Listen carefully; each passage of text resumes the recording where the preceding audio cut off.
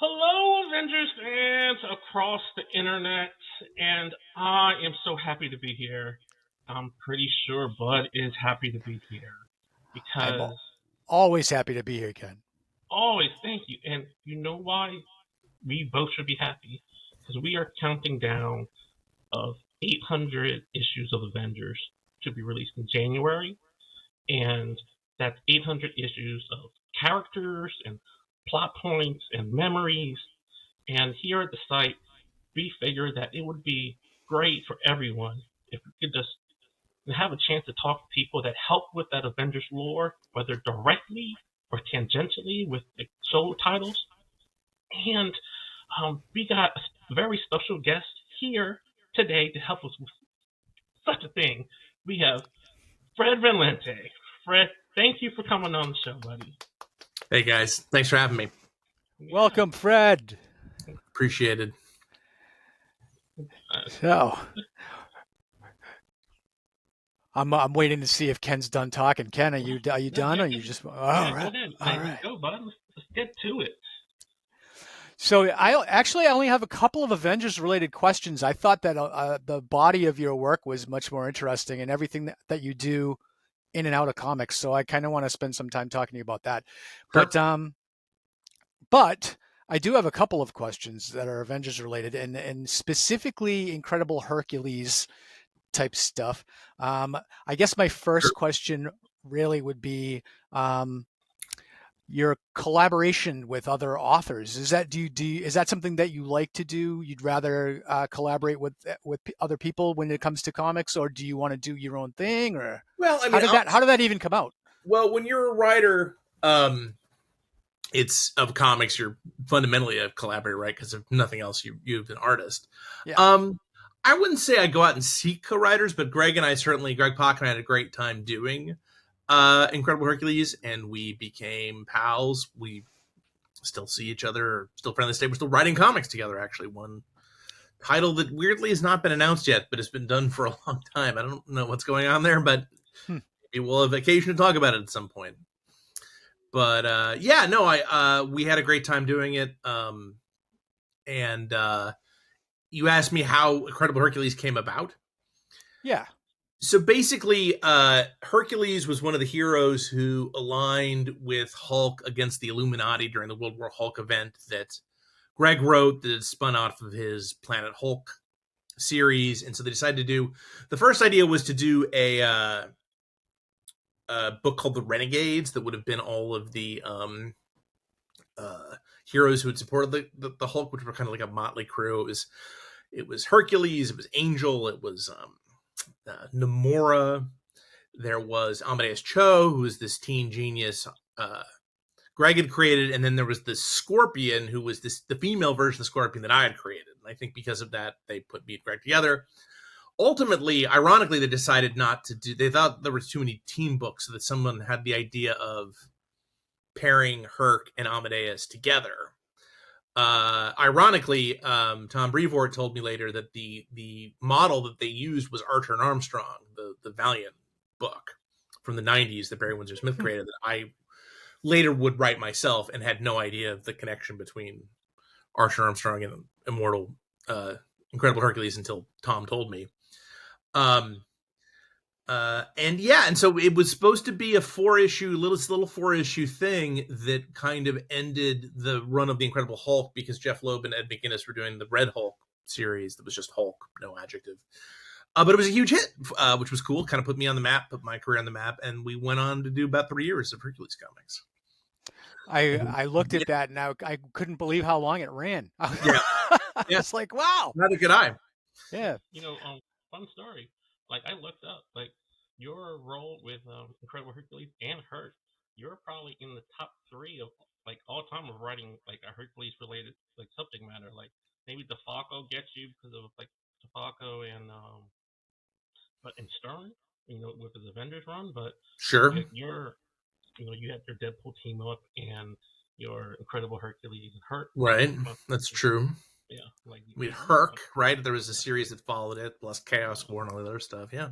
No, I would be shocked if there was anyone who could beat me and Greg on the amount of. I guess if you include issues of Avengers where Hercules is a member of Avengers, that's right. He was a long-serving member in the '90s, so that's true. yeah.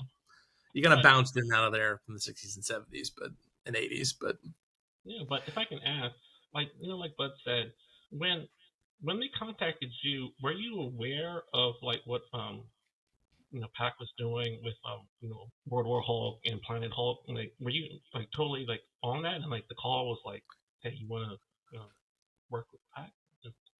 yeah, well, I had been working both Scorpion and Hulk.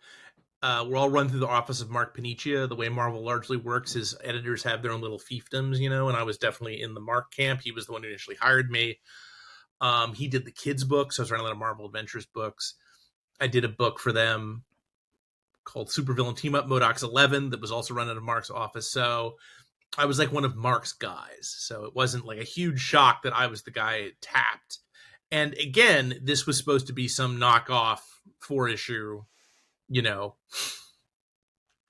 cash grab, as Incredible Hulk had huge numbers, right? Because it tied into the World War Hulk event. I think they wanted to kind of see how much more they could do with that. And then we kept it going for quite a while. And then, Incredible Hercules just continued the Incredible Hulk's number until we ended in 140, I think was the last issue. Incredible Hulk. So well, can I ask you a Scorpion question though first? Because you just opened that door for me.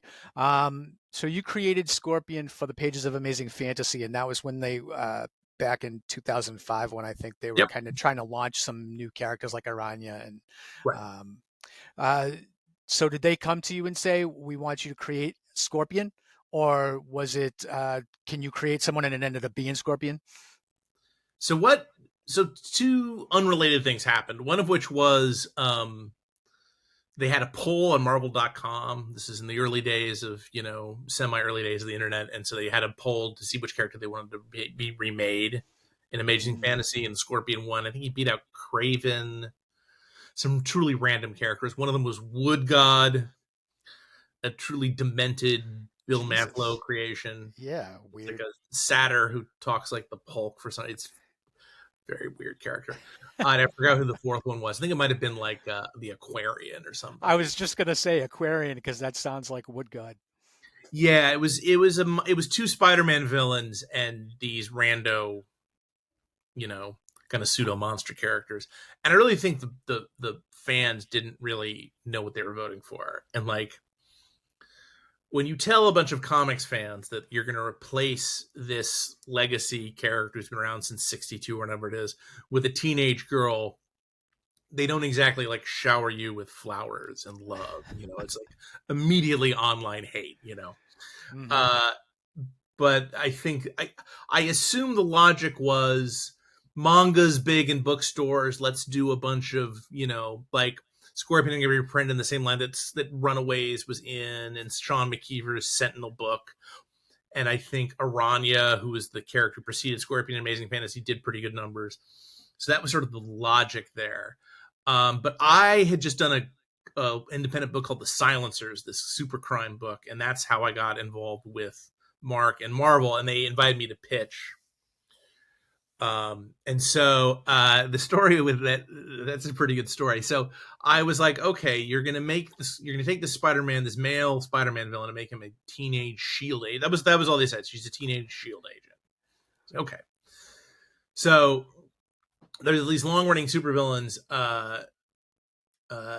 Viper and Silver Samurai, who always team up together. And my idea was, and her powers came from the fact that she was the illegitimate daughter of the Viper and Silver Samurai. And they ended up saying, we like your pitch, but we're going with another writer.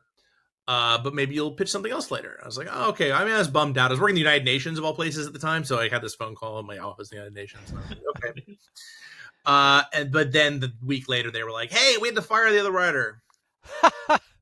We weren't getting along with them. So how we're going to do your take? Oh, except you can't use the Viper, the Silver Samurai. They're in Mark Millar, John Romita Jr.'s Wolverine run. I was like, well, literally, that's the whole character. Like, that was my whole pitch.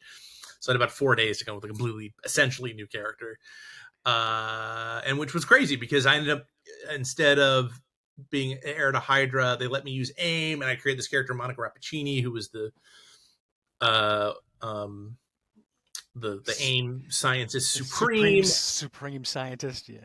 And not only was she one of the only characters I had created for Marvel, she's been in the like TV shows and so I get money from her. Like that's like the only, like I don't think, like, you know, Carmilla Black, the Scorpion, because her name is Scorpion, like nobody cares, you know, they don't let me have money there. And like they put me in the credits, like I created the head pool, right? The zombie Deadpool head that was voiced by Nathan Fillion in the Deadpool and Wolverine movie. So I'm in the thank you credits for that. Didn't get any money though.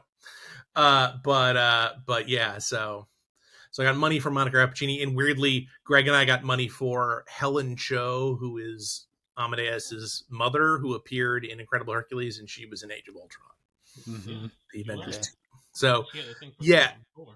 so yeah, it was. Oh yes, that's another Avengers connection there. But yeah, it was weird. And the comics has not been able to get rid of me since. So So my next question is an Amadeus Cho question, actually. okay. Um, so not so no, maybe conceptually Amadeus Cho, but using him in Incredible Hercules, it kind of revitalized the whole sidekick thing. Which I looked at him when I was reading through an Incredible Hercules with Amadeus Cho. I was like, this is kind of like Captain America and Rick Jones, or Captain Marvel and Rick Jones. And I Sure. thought I used Cho as like he was like the new Rick Jones character. Sure. And Well, I mean, he was the Hulk's best friend, right? That was his whole yeah, shtick to begin with. yep, yeah.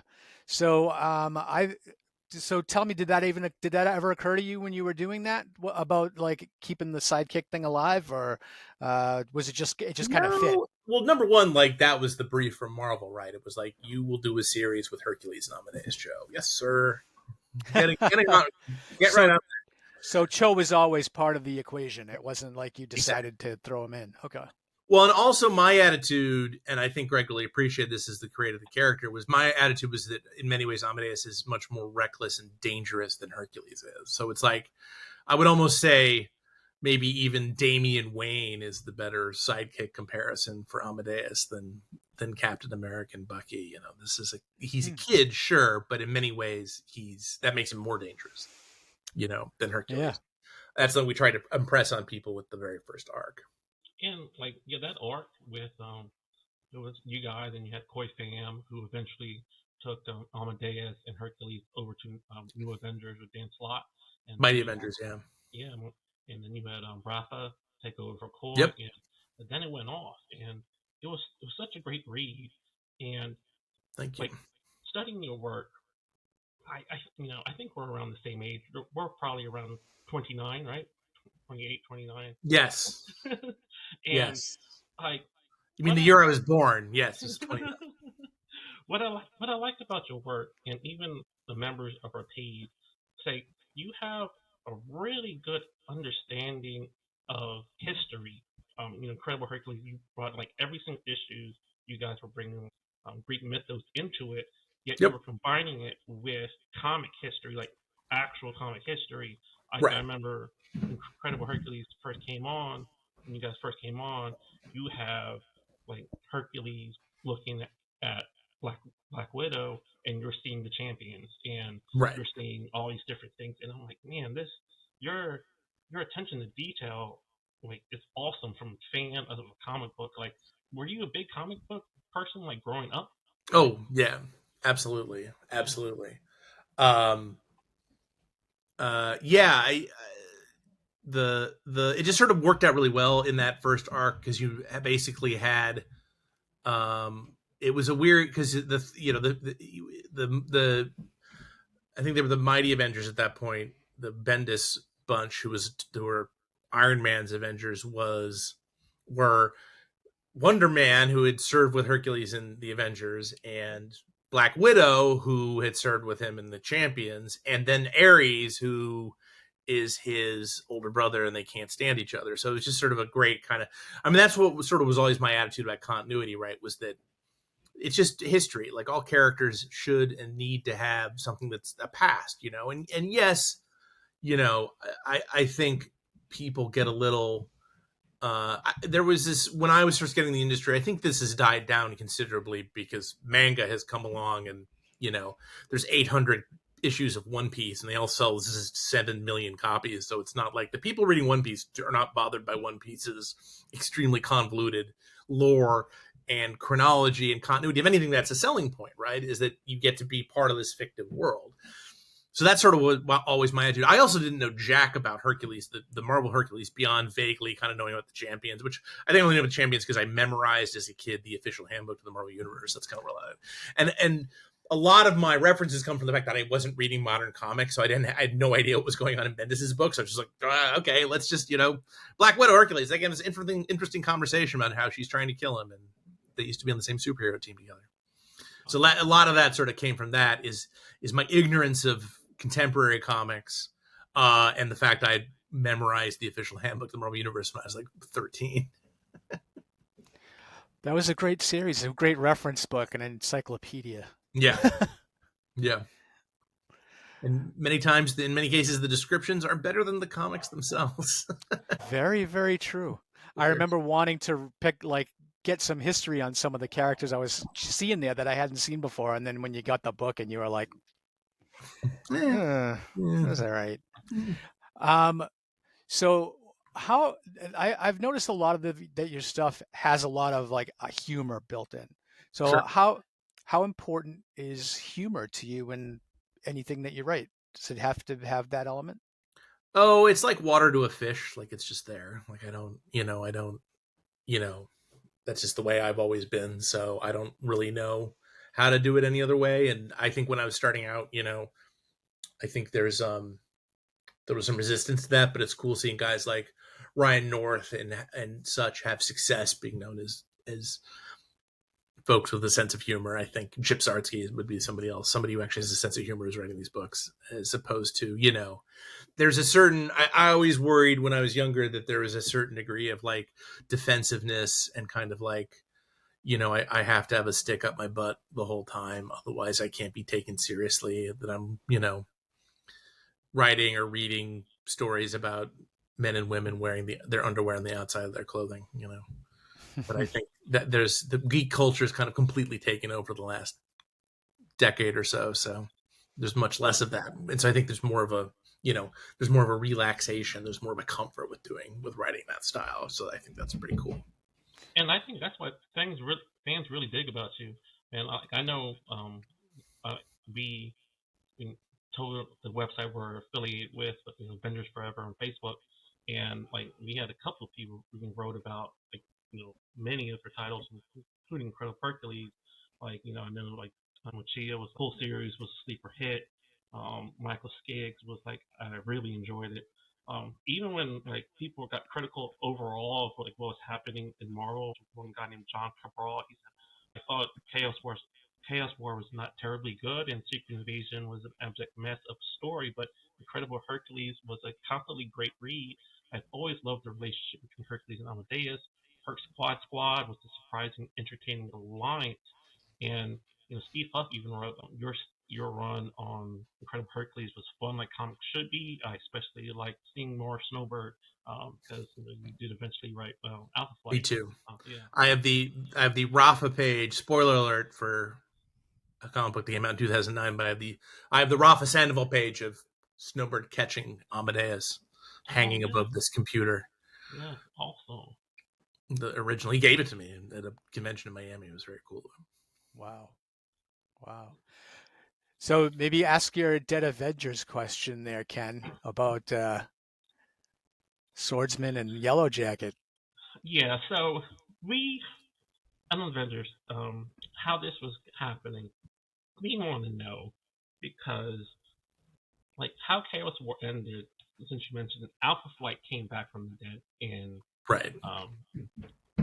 Chaos War, but at the end of the Dead Avengers run, you have pretty much everyone die except for Rita Damara, Yellow Jacket, and Swordsman. And Right.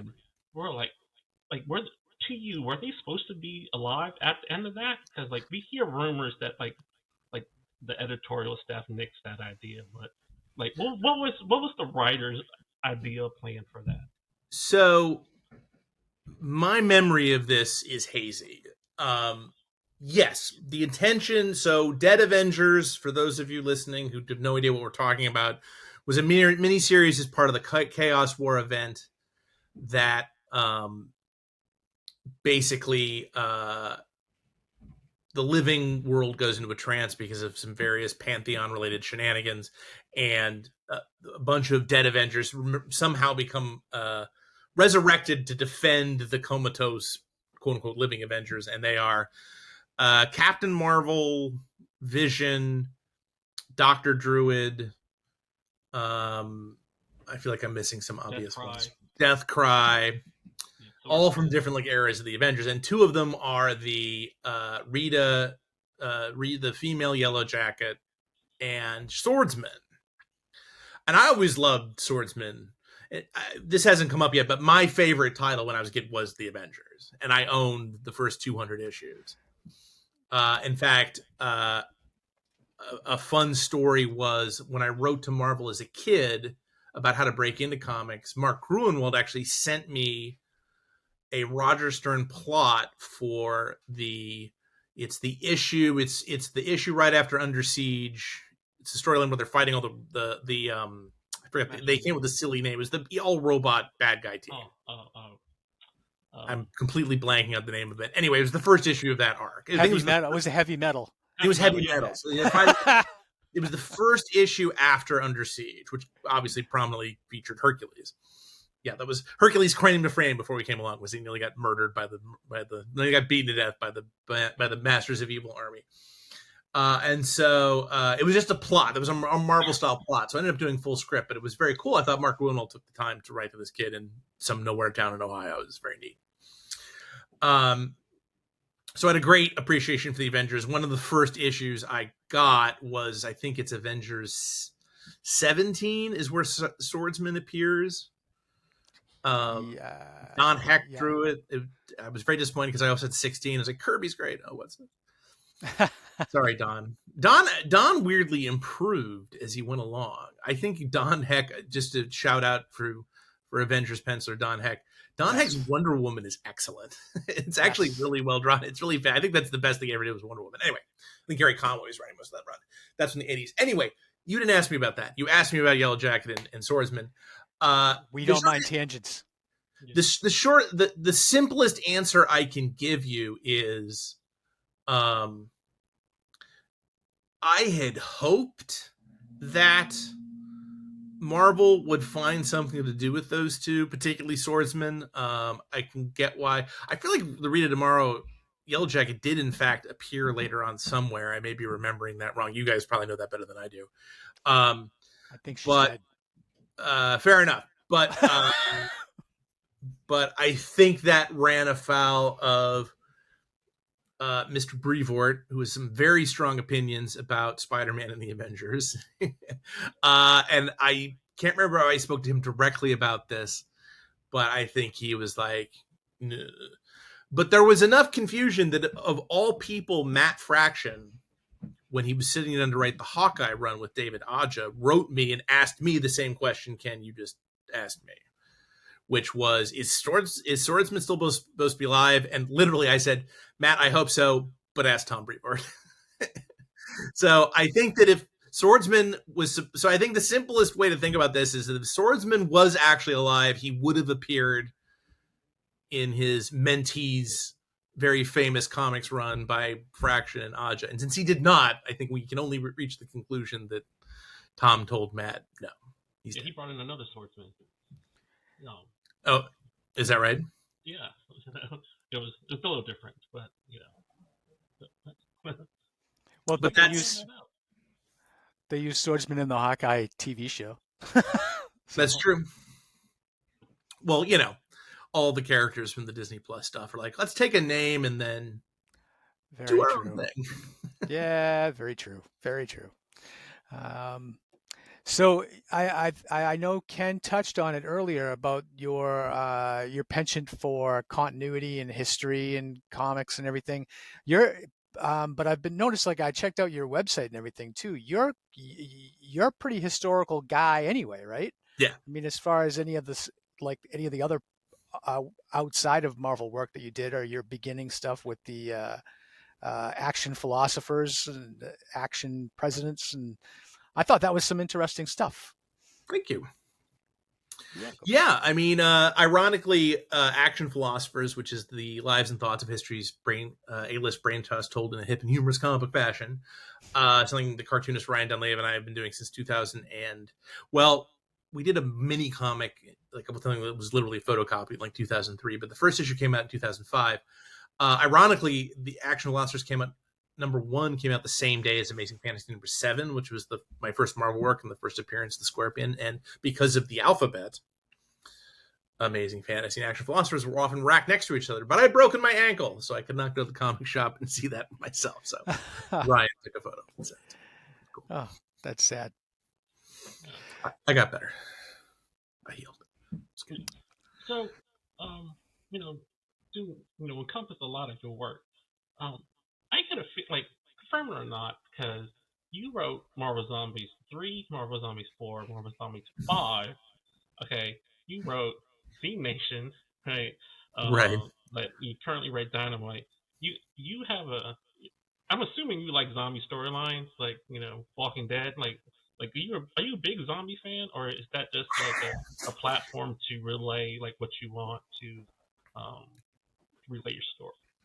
Well, it's the old saying of never be good at a job you don't like, because people will want you to do it over and over again, which is not. I will say I am not a huge zombie fan. I like horror movies. I'm a big horror fan in general. I think when zombies are done well, I mean, Night of the Living Dead is one of my all-time favorite movies. I think the best zombie movies are like Train to Busan and Wreck and stuff like that. And if you're talking about that, then yes, I am a zombie fan. I was never so much into it that I wanted something open-ended like The Walking Dead, either the comic series or the TV series, just because I'm not 2 hours, I'm good. I'll go do something else, but I will say the cool thing about the zombie genre is that you can it's so primal. The idea of it, of George Romero's ghouls, of the dead coming back to life and wanting to eat the living and then infecting other people. You can do almost anything with it. And this is now the 4th series of Dynamite Blood Red that's coming out right now. The first issue just came out like a week before we're taping this. And it just, it's cool. I just turned in the last script today. I'm very happy with it. Mark Finnegan's doing a fantastic job. Said something that sets Siri off. Be quiet. Yeah, it's really neat. But I'm not like a huge like zombie. I wouldn't call myself a fan. I'm a horror fan, and zombies is just one part of that. Zombies are the hot thing at the time that would sell books. Yeah, I mean, people really, really, I mean, my highest selling book by far is Marvel Zombies 3. I mean, it's not even close. Like whenever they reprint that, I'm like, here comes the check, but the Marvel brass, this was right before the Disney sale, and and that's why Marvel Zombies 3 features, Machine Man, Jocasta, and the Kingpin. They wouldn't let me use anything that could, they at the time they thought could make a movie or TV show about, because they wanted the money from the comics, but they did not want the shareholders, seeing Spider-Man eat Aunt May's face off or whatever. See, now that's interesting stuff. I like that stuff. Yeah, lots of people do. Not the Spider-Man eating Aunt May's face off, but the whole thing that you just said about about inside baseball stuff. Oh yeah. No, it's and even more so, a story I love to tell is Ralph Macchio, the editor of the Marvel Zombies line, since he'd been the editor of the Ultimate line, and people often forget that the Marvel Zombie stuff it was an Ultimate Fantastic Four storyline originally. He didn't want me to use Machine Man because he hated Next Wave, the Warren Ellis, Stuart Immonen miniseries where they made, I mean, let's be honest, it's a great book, but they basically make Machine Man Bender from Futurama. They just took Bender's personality and shoved it into Aaron's deck. But I managed to convince Ralph. They're like, no, we're going to rehabilitate Machine Man. He's going to be a big hero now. I'd sweet talked him into letting me use him because I was like, you were not going to give me Wolverine and Spider-Man, and now you say I can't use Machine Man. I'm going to just shoot me. Like, this is like, what are we even doing here? You know, let me use a character, for crying out loud. Like, since you brought him up on your zombie, like in Marvel Zombies, like I find it funny that because you mentioned with the whole Scorpion and you even put Craven in Aquarian, like he's pretty much slaughtered Aquarian in Marvel Zombies. It was like, He got better. He did He get got better. better. He got better. He used his cosmic powers. Yeah. You know, I left Deadpool ahead, and that took off. They gave him his own book. That was a side of Marvel's opinion of the kinds of jobs I should get, because I created this. Not only I created this the Marvel Zombies 3 sold great. I created this Deadpool, that was only ahead, and they gave him his own book, and they wouldn't let me write it. Oh. I found out through a house ad. Oh, they gave that. Wait, that's not me writing it. Thanks, guys. The same. Good working with you. Yeah. Shout out to Fred Van Lente for creating a Deadpool head. That's right. Deadpool. So the other thing, this is a ton. When I'm doing research and I'm like, I find stuff and I'm like, oh my goodness, this thing exists. You actually brought a Jack Kirby play to the stage. Yeah, it's still done. It was just done in the fall in Dallas. Can you talk about that? Well, like what was the idea behind it, and how did that even happen? So, as you mentioned, I do a lot of nonfiction comics, and one of the comics I did, it was called The Comic Book History of Comics, also with Ryan, with my Action Philosophers collaborator. And even before I broke into comics, I was really interested in comics history. And so I started writing a prose biography of Jack Kirby, which I thought was a fascinating figure. And I was dating a playwright at the time. And I was like, trying to get someone to read my work. Pardon me, a new challenger's entered the chat. And if I don't pick him up, he's going to just not leave me alone. Yes, I hear you. All right, come here, Callie. Big orange cat. Okay. Oh, look at that. Right. He loves to interrupt my Zooms. Doesn't matter if it's an interview or a work thing. He's just, you are not paying attention to me. This will be rectified. So I wrote a play in like 2002. It was all right. I mean, there was some good stuff in it, but then I stuck it in a drawer, and then, about a decade went by, and I married that playwright, and she had found, her name's Crystal Skillman, and she found out that they were doing this comic book themed play series at a theater here in New York. And she was like, hey, I remember that Jack Kirby play you did. Why don't you dust that off and let's do something with it, or you should do something with it. And I was like, well, you check it out and tell me what should change. And she was like, well, you could do this and this and this. And by the time she was done, I was like, you are now the co-writer. Congratulations. And so Chris and I wrote the play. It was very successful. Sold out run, extended run, New York Times, critics pick. It's licensed. Now people do it all over. It's been in Calgary. It's been in Italy. It's been in Washington, D.C., Seattle, Texas, like I mentioned. High schools do it a lot, which is kind of cool. There's a high school in Dayton that's, I think, doing it this fall. Nice. So yeah, it's pretty awesome. And it just tells the story of, it's essentially the story about, the point of the play is, why does everybody know who Stan Lee is and nobody knows who Jack Kirby is, right? It's called King Kirby. And it's about a fascinating guy who even, grew up in Lower East Side slums, fought Nazis in France, created romance comics and the hippie fourth world comics like the Forever People. So it's like, someone whose life is almost as like throughout the entire 20th century, certainly in terms of comics history, but really in terms of just regular American history also, I was amazed when I read that, and I was like, Kirby, I think he's getting a lot more juice now than he ever did when he was alive. Mm-hmm. But yeah, I was like, wow, this somebody did something, So I thought that was great. And I should say, on Spotify or Apple Podcasts or anywhere you get your podcasts, there is a radio audio drama with the original New York cast. It's free. Just go into search King Kirby and just stick it in your ears so you can hear the original cast doing the play as an audio drama. That's amazing. That does kind of lend into the whole history aspect of your background and Yeah, everything. So absolutely. I enjoyed that a lot. Um,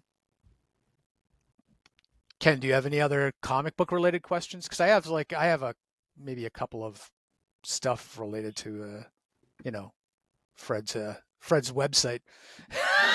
Fred, I was telling him, like, I was doing research, of course, because they're coming on, and I said, Bud didn't know what it was. I was like, yeah, Fred writes on his webpage versus, um, like, like team concept versus things. Like, I know it's pretty big on like TikTok and Instagram. It's like it's not like Superman versus Thor, but you were Right. like, yeah, you do these things, and Bud was like, I have no idea what you're talking about. So can you explain to Bud like what that is, and because it's pretty big in geek culture right now, and Sure. So my buddy Dad Greenfield runs a site called 13th Dimension, which is super fun. Okay, yeah, I've heard of 13th Dimension. Sure. Yeah, so I read a semi-regular comic for that called Comic Book Deathmatch, and what that is I take two runs that of similar titles, and there's another great site called Mike's Amazing World of Comics, where there's this thing called the Newsstand, where you can plug in a month and a year, and it spits back all the comics that were on the stands on that date. So what I do is, like, the first one I did was Justice League of America and um, Fantastic Four, because the story went that supposedly Martin Goodman told Stanley to do a comic like Justice League of America, when in fact, Fantastic Four looks nothing at all like Justice League of America. It looks a lot like Challengers of the Unknown. yeah, yeah, Very much like, yeah. From a couple years before. but both done by Kirby. Right. And so I just was like, well, let's see. And so I just started reading them side by side, and it was super fun. And so, like, Swamp Thing and Man Thing were on the same stands at the same. So I'd read an issue of Swamp Thing for a particular month, and then I'd read an issue of Man Thing and say which was better. And then at the end, try to do this over a couple year period, and then at the end you tally it up, and you get a ruling. It's extremely silly and pointless. It's not, and I hope people are amused by it. If you're interested, is there a chat function? Yes, there is. And so here's the link to the master list of. And last year, because it was the 50th anniversary of 40th anniversary. I'm not that old, thank God, yet. Secret Wars. I did Secret Wars and Crisis on Infinite Earths issue by issue, and pitted them against each other. Might be fun if you do the Avengers and Justice League of America. That'd be fun. You already did Justice League of America, but Oh, you should do Justice League and like Mark Gruenwald's Squadron Supreme. I did Watchmen versus Mark Gruenwald's Oh, Supreme. okay, even better. Issue by issue, yeah. And then what I just did is I did 10 years of, maybe it was 8 years of Marvel Team Up versus The Brave and the Bold. That was fun because I loved both those books when I was a kid. Those are the two most recent death matches. Those are the kind of books that you would spend your money on when you were a kid because you got more heroes bang for your buck. I mean, that was absolutely my logic. I did X-Men, Uncanny X-Men versus New Tween Titans. I did. Probably the most fun was Doom Patrol versus X-Men, the original X-Men. If only because it becomes increasingly obvious how much Arnold Drake despises the X-Men for ripping them off, and how, like, it creeps into Doom Patrol about how much he hates the X-Men. Pretty hilarious.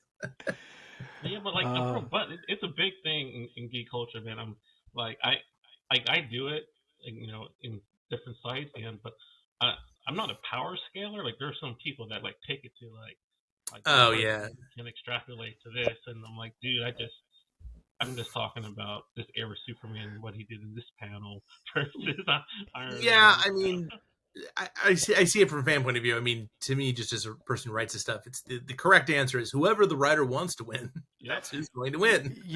You know, and this will bring us back to the official handbook of the Marvel Universe conversation that we were bringing up earlier. That was what Grunwald was. That was what he did the handbook for, right? Was to kind of get everybody to figure out who the power levels were and what, you know. He even had in his office, didn't he have like a chart of whose heights and who could lift what and who could do Sure. what? Yeah. Remember, it was I think it was John Byrne who did. It was very like, the Thing is taller than Right. Maybe, Wolverine. yeah. I remember Yeah. seeing like a height chart, and maybe Byrne did the height chart. Hulk is taller than the Thing. Yeah. Thor is Coloss- taller than the Hulk. yeah. Yeah. Yeah. I remember that specifically. I think it must have run in the back of someone's like page or an annual or something like that. Yeah. I Like mean, a that's more letters of a page. visual I mean, that's more a practical necessity for an artist as opposed to, fans try to introduce science. I remember No, I love that. Science. I love that. there was this DC editor, Dan Raspberry, and back when I was writing Amazing Spider-Man, and Web of Spider-Man, this club, it was like a Wednesday, and like, come on out and have a debate, and we'll give you beer and stuff. And I'm like, oh, cool. So I went out there and I started debating Dan Westbrook. And the question is, who would win in a fight, Batman or Spider-Man? And I mean, I am a huge, like, Spider-Man was my first sort of love in superheroes. I've written a million Spider-Man stories. I'm heavily into Spider-Man.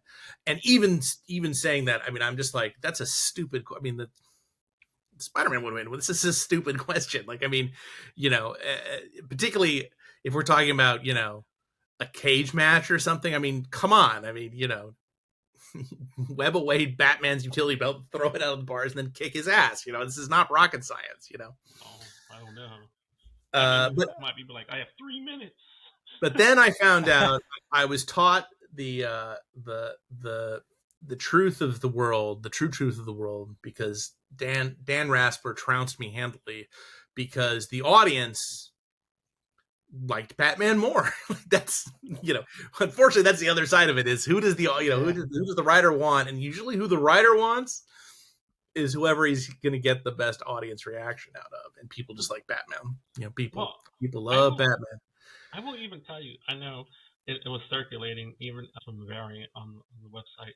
He even posted the stupidity of it was Batman and Superman versus Phoenix, Jean Grey, and Scarlet Witch, and he was like, guys, Batman is not winning this fight.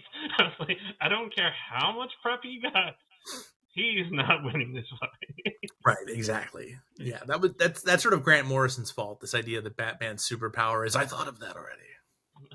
I'm 18 steps ahead of you, Spider-Man. So I put some sort of like gadget that can negate your spider sense. And I was like, well, again, are we talking about what are the conditions? Are they just bump into each other in an alley? Like what is this? Is arcade capture them both and thrown them into arena of death together or something? I don't know what's going on here. So, Fred, so on your website, you actually have a sign up there if you want to take like writing classes. Are you doing like a writing kind of workshop? Yes. Mm-hmm. Yeah. Well, it's mostly these days I do mentoring through Comics Experience, which is a great school run by former Marvel editor Andy Schmidt. There's also a video series that's a very much a basic comic storytelling, comics writing, breaking into comics course that I recorded in the studio here in New York for a great company called Domestica. And the trailer is on my website. Go and check it out if you want. FredFinley.com is my website. I'm not trying to fool people. And if it's, they do a lot of great discounts. So you can get it for 99 cents at times. And you buy it once, you own it forever. And it's I think it's just everything. I really enjoy teaching. I've been doing it for a while now.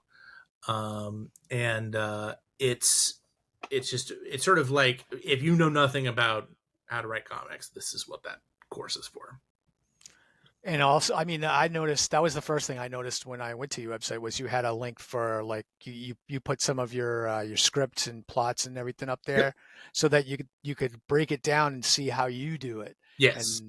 And I thought that was super interesting, just on a how-to kind of Yeah. um, like I know I talked to a lot of writers and a lot of writers don't do that. Right?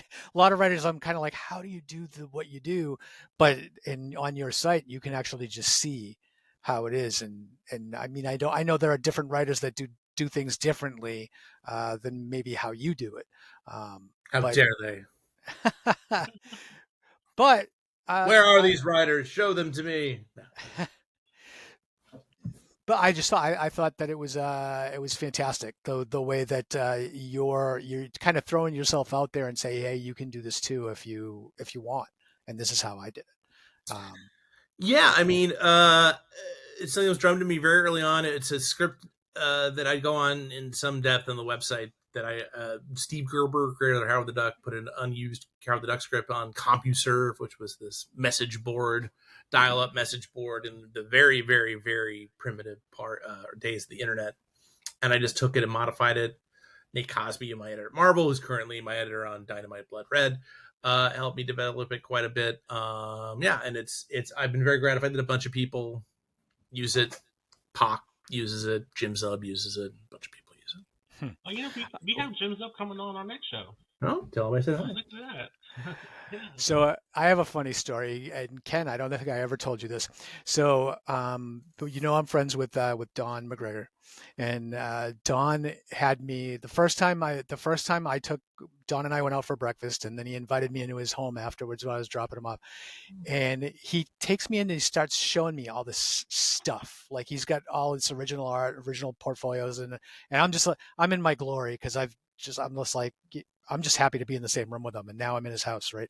And then he busted out the original notebook for Panther's Rage. Cool. 50-year-old one subject notebook. He's still the original book, but he's like opening it up, and I'm like looking at it. I didn't believe what it was at first, and then I'm just like, oh my. I'm like, is this your original plot line for Panther's Rage? And he's got like the little thumbnail sketches, and he's like, yeah, this is when Killmonger throws Black Panther off the waterfall, and this is my whole design for the page. And I'm like, oh my, like I couldn't believe. I'm like, can you put that in a safe deposit box somewhere? This is probably worth like a lot of money to someone, and he doesn't realize that. It's like, well, this is just my notebook. I'm like, but it's still like in mint condition 50 years later. This is like a notebook I used in high school. So You went all Indiana Jones. You're like, this belongs in a museum. it's exactly what I I was like, you need Why to don't you not give it do to the that. Schomburg Center for Black Culture in New York or something? It's he should. He's got a bunch of stuff that's like done like all his original stuff. He showed me his original notebook for Kill Raven too, and I was like, I can't believe you still have that stuff.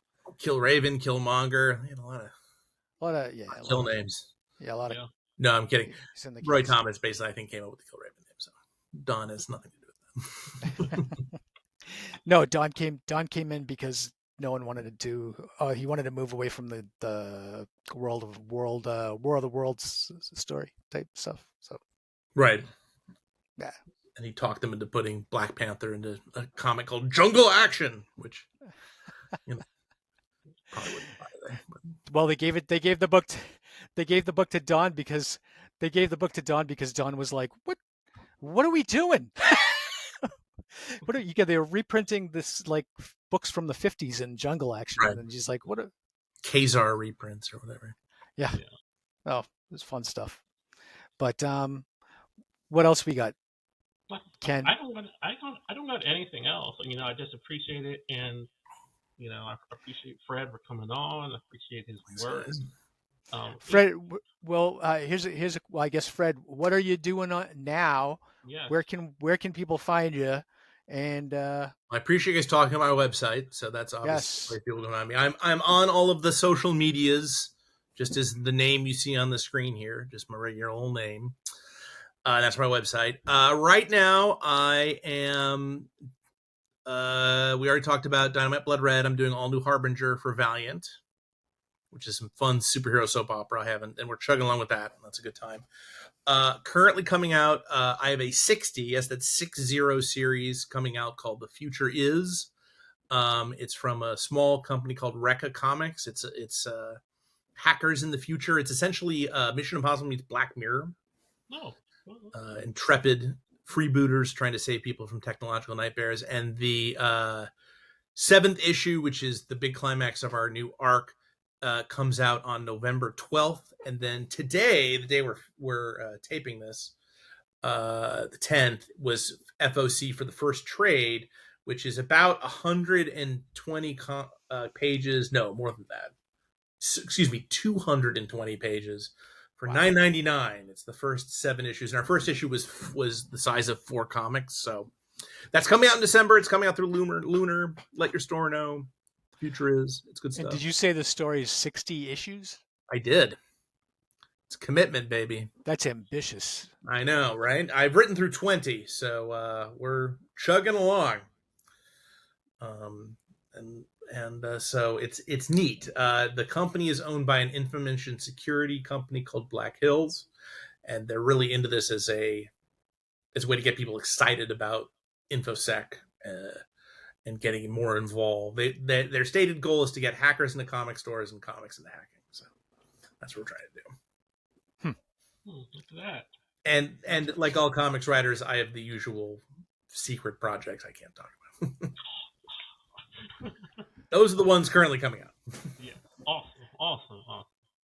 But yes, Fred, thank you for coming along. I was telling Bud before the show, I pretty much read all your books. I had to reread. It was like, oh my goodness, I have to reread off Fred Lente's work, and I was like, oh, it's a horror. So it was great. It's a tough job, but somebody's got to do it. Yeah, but yeah. So Fred, thanks for coming along. To all the Avengers fans, thank you for explaining how Incredible Hulk and not Incredible Hulk, Incredible Hercules and that whole Dead Avengers ending. Swordsman sadly still dead. Yeah. I tried, you guys. I tried.